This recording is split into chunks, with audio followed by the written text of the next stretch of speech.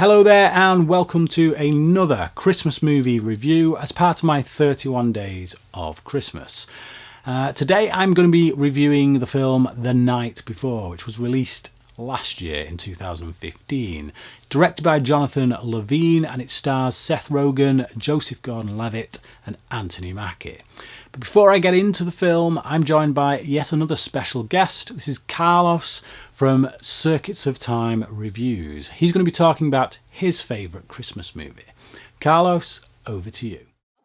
It's not lonely at the top. Oh, maybe around my birthday and at sunset. And then for a couple of weekends it would have raised hell with even a really normal person. But that's me. I'm a widow of business. That's my life. I've chosen it. At least I work someplace that you can find when you're looking for it. Okay, here we are now. We've had the good fortune of enjoying Bill Murray since the early 80s, ever since he started out in Saturday Night Live and made countless appearances and starred in countless number of roles throughout the 80s, 90s, and even into the 2000s. But the one that stands out to me is a little more cherished, seeing how I grew up watching it every year, was the movie Scrooge, that was somewhat underrated but kind of looked over in one of Bill Murray's many movies. The movie is an alternate and updated version of Charles Dickens' Christmas Carol, with Bill Murray playing Frank Cross, a selfish and oblivious TV exec who's pretty delusional as to what Christmas really means. Like in the Christmas Carol, Frank's told that he'll be visited by 3 different ghosts: the ghost of his past, the ghost of present, and the ghost of future. Each ghost takes Frank to a different part of his life to show him the consequences of his decisions, what could be, what can be if he changed his ways. Frank then realizes what a terrible and horrible person he is, so he decides he needs to change his ways by singing a song and a very long improvised speech. Scrooge is one of those middle ground movies for Bill Murray's career. It's not quite Caddyshack funny, but it's not as terrible as Garfield. For being a comedic rendition of the Christmas Carol, a family type story, it really jumps into some dark tones, but it really brings out the realities of, people's choices in life. For being 1988, one of the main things that stood out to me is how the special effects and the practical effects still hold up till today. With this as a Richard Donner of Superman fame directed film and Bill Murray vehicle, I would highly recommend you have this in your list of movies you watch for the holidays. Thank you, Carlos, for that.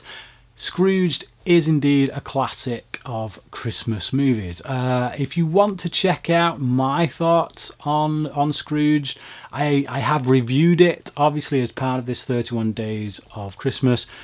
But I've done a really in-depth review of the film on the Brits on Flicks podcast with Graham from Man v Film. We do a podcast called Brits on Flicks. If you want to hear our thoughts on Scrooge, if you want to hear a really in-depth review, please check that out on iTunes. It is free to download and free to subscribe, obviously.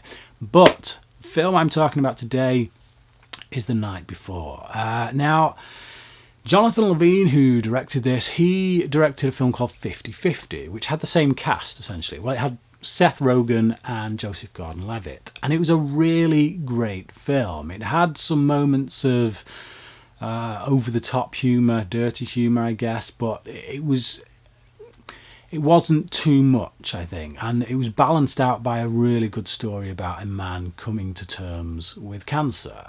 So it had quite a lot of heart to it as well. This one, I think, tries to shoot for that kind of level. It tries to balance this, crude humour, you kind of hangover-style jokes with a story that's got some, deep elements to it.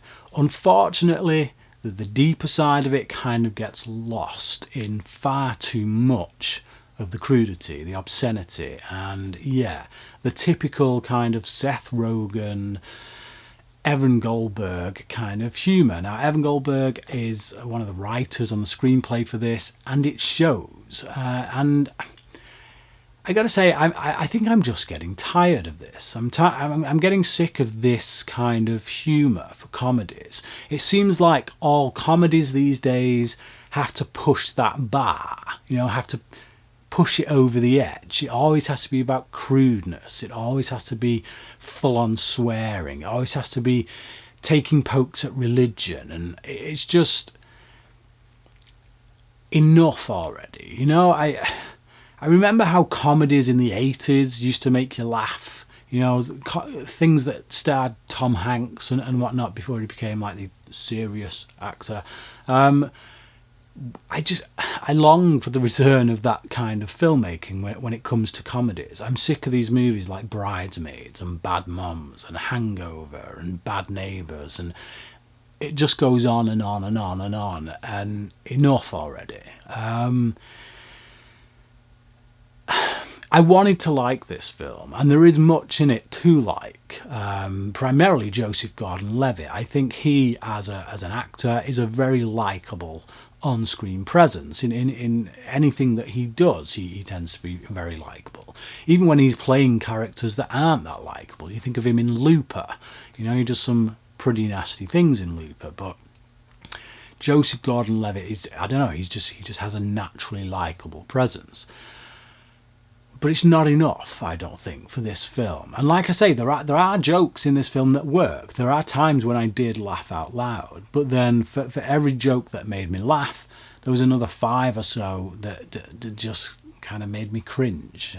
Got my back up against the wall. Mostly from Seth Rogen. And I've been on a bit of a bandwagon recently with bashing of Seth Rogen, mostly because of Sausage Party, but I don't dislike the guy because I actually think he can act. If you look at him in Steve Jobs, he turned in a cracking performance in that, in a serious role. And if you look at some of his comedy stuff that's more 12 kind of rating, PG, I think it's PG-13 in America, if I've got that right.